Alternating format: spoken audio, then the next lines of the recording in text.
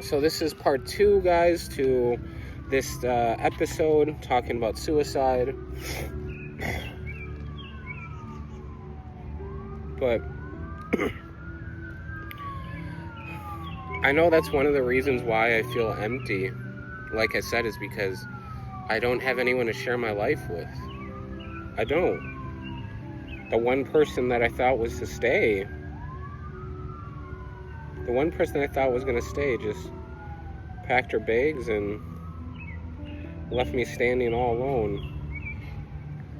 And then she claimed, oh, we'll be friends after. We'll be friends, it's okay.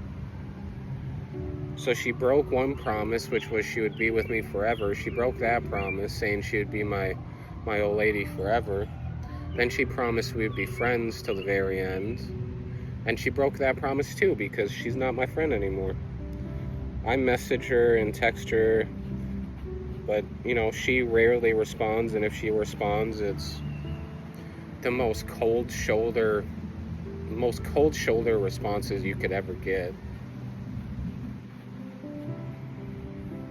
It's like, you broke so many promises and you don't care. You blame me for everything, but look at your behavior.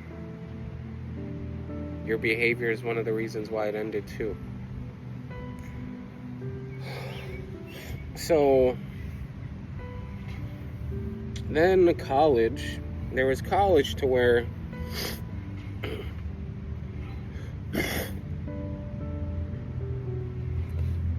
before I jump into college, I'll say this, that high school, a lot of it was my suicide attempts were because I didn't understand what was going on. With the hallucinations, with the paranoia, the delusions, just overall my illness. I didn't understand what the hell was going on. And so you have a 16, 17-year-old kid who's confused, doesn't know what's going on in their life. You have all of this mental illness stuff going on, and combine that with no one cares, no one gets you, no one understands, and they're saying you're seeking attention. Combine all that together and you do get a suicidal teenager. That's what you get. Whether people like it or not, that is what you get when you combine all of those ABCs. And it sucks because it could have been... it could have never happened if just one person was willing to believe me and take me and my words as truth, as honest. And then college,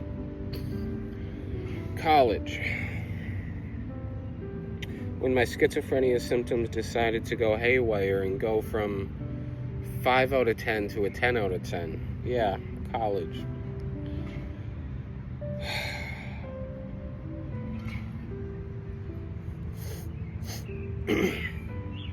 My auditory hallucinations got meaner, a lot meaner.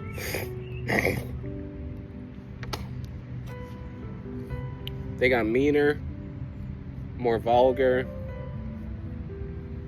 a lot more swearing, curse words, a lot meaner just overall, of being demanding, of accusing me of things.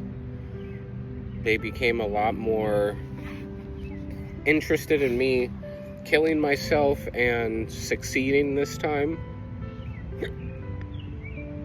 In college, a lot of my hallucinations were beating me down, were making fun of me, were talking crap about me, and their whole goal was to break me down to the point where I had no courage, no strength, and if they beat me down enough that I was willing to go with their ideas, that I was willing to go with whatever they said, that was their hope, that was their intention, to beat me down for that reason. And there were both voices and visual stuff that I saw in college.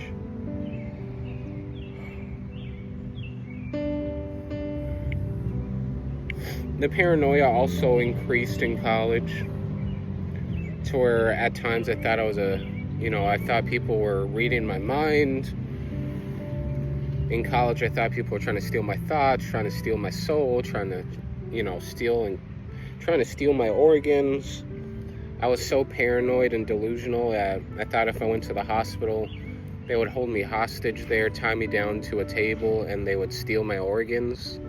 Like, I felt that unsafe around doctors, nurses, social workers, just anybody working at the hospital. I felt unsafe around, period.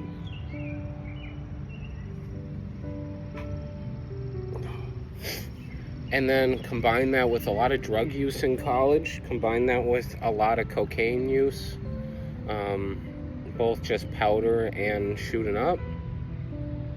Thank God I've never done fentanyl. Thank God, because that stuff kills. Oh, geez, it kills. I know a lot of people who've died because of that. But, yeah, college, I started doing a lot more drugs, drinking a lot more, and that's when my alcoholism and my drug addict behavior just exploded.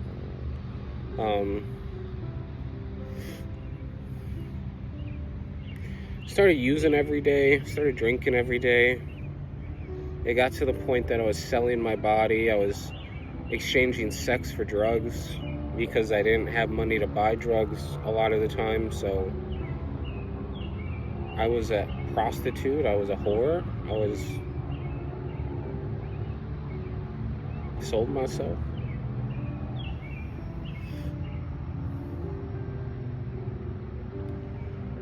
And I then, because things were getting so bad in college with me having blackouts, having psychotic episodes frequently, I tried to take my own life several times in college, and I'm combining my undergrad, my bachelor's with my master's degree in this. I'm combining those two periods. There was, during some of this period, I was married as well, and so combine my mental health decline, my drug use, my alcohol use, the cocaine use, with marriage and my then wife during that time not accepting my illness as an illness because she was religious.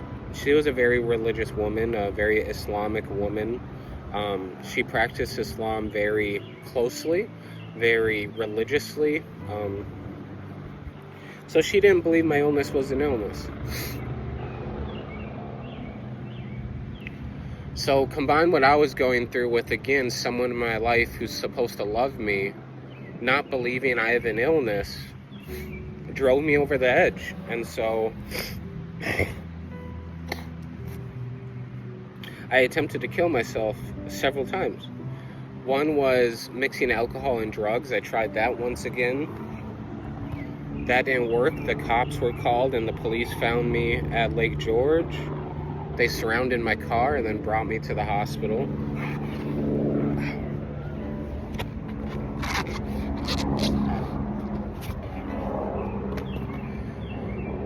And then another time was self-harm and cutting. I tried to cut my own wrists and bleed to death.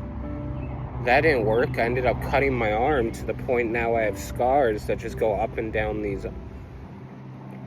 my arm, and you can see the cut marks. They're still there after so many years.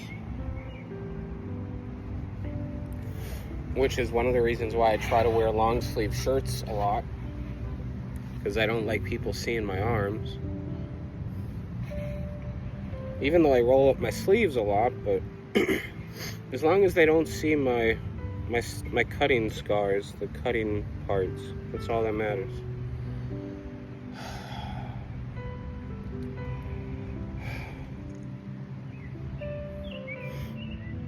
So I tried several times in college. And then there's my early 30s, and up until I was 34, I'm 34 now.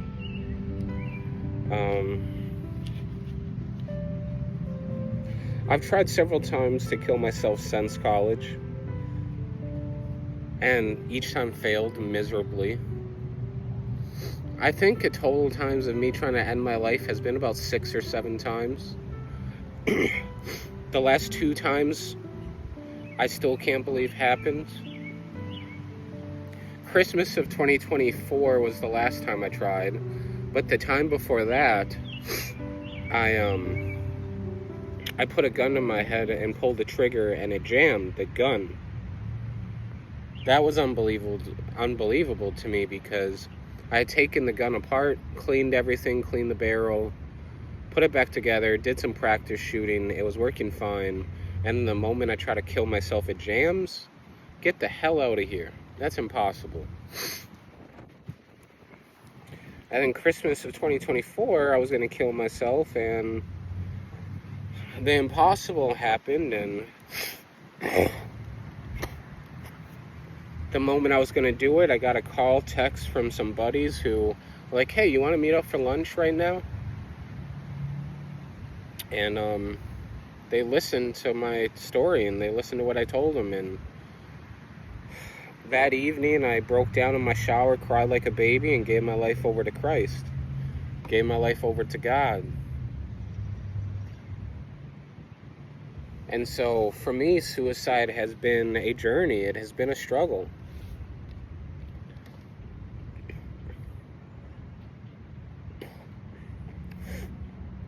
What I don't like about when people talk about suicide is,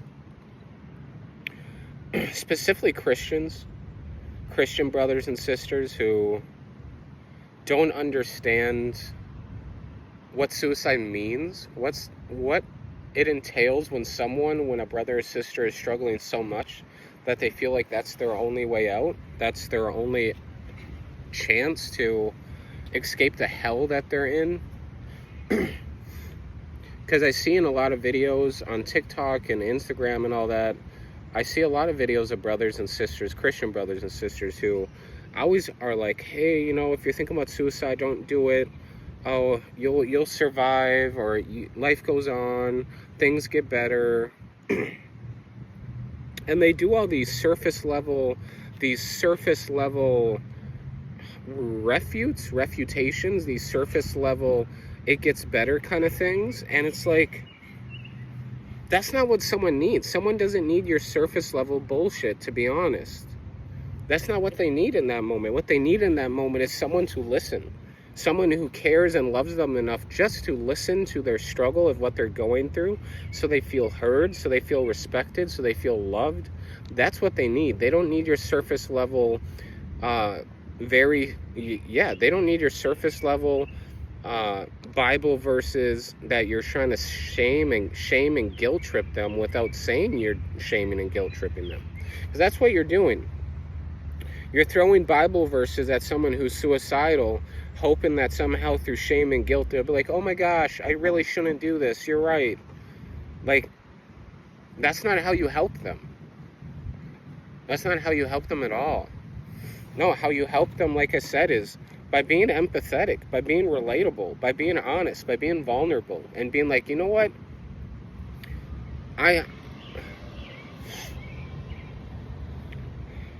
The way you help them is by being vulnerable, like I said, which is, it looks something like, I know you're struggling. I know that a lot's going on in your life, and this trial, this tribulation feels like hell you're going through.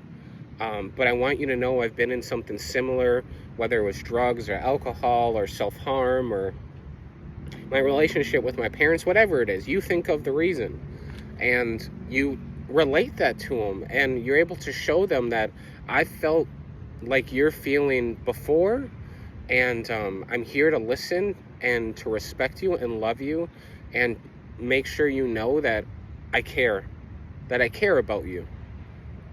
And because I care about you, I want you to know I'm here for you and I'm not going anywhere. That's how you help someone. Not by just being like, oh, here's a Bible verse or a Bible passage. Here you go. Here's a boatload of shame. Like, no. Shame doesn't help someone who's suicidal. Not at all.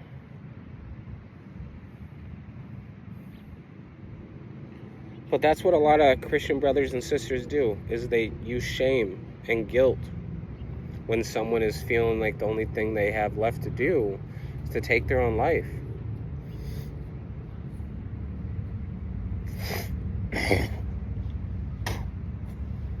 But I'm grateful. I'm grateful that the Father rescued me the way he did.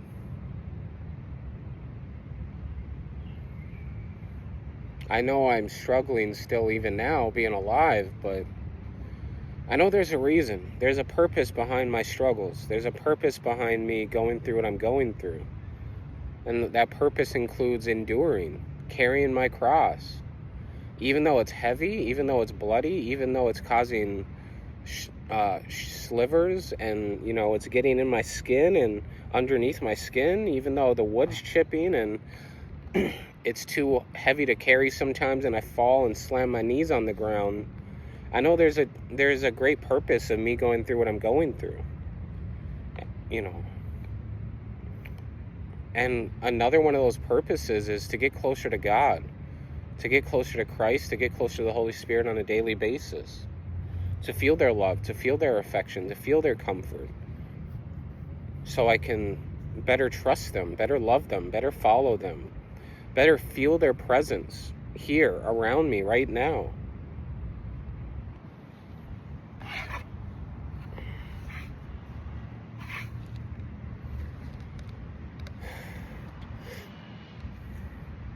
But I wanted to make this video about suicide because I think it's not understood very well. I don't think it's understood at all, actually. I don't think people understand it in the way it's meant to be understood. Suicide isn't weakness. Suicide isn't an act of weakness at all. Rather, suicide is an act that person believes and feels like there's no other way out, that they feel like the hell they're living has made it impossible for them to live, impossible for them to breathe, impossible for them to move around and to feel comfortable again. And so the strongest thing you could do, the most brave thing you could do in that situation would be to unalive yourself, would be to kill yourself. The amount of courage that you need to have in order to go through with it, to actually do it, is insane. And I'm telling you from firsthand experience, the amount of courage it took for me to buy that gun, to take it apart, put it back together, to practice shoot, target practice, for me to take it to work, put it in my desk office drawer, knowing that I'd probably get in trouble if they find it, and then for me to lock my office door, close the blinds, put it to my head and pull the trigger. That takes a lot of courage and strength and stupidity, but we're not talking about that.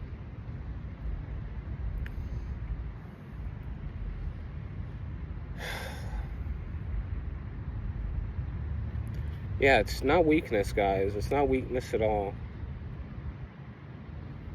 I just hate when I hear people talking about, oh, suicide's the weak person way out. No, it's not. You don't know what the hell you're talking about, and you don't know what people like me go through on a daily basis. So shut up.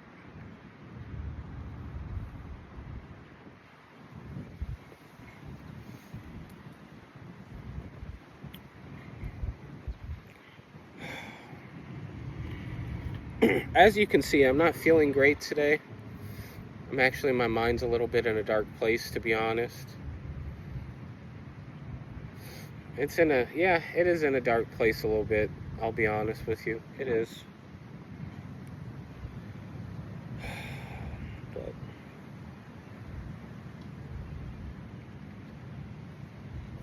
life will go on. Life is meant to go on, right? It's what they say, life goes on. I hear that all the time. All the fucking time.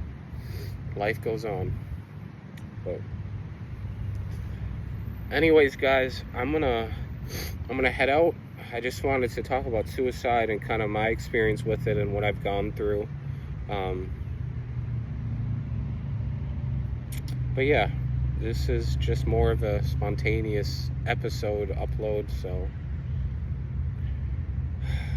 I am struggling. Yes, I am struggling big time.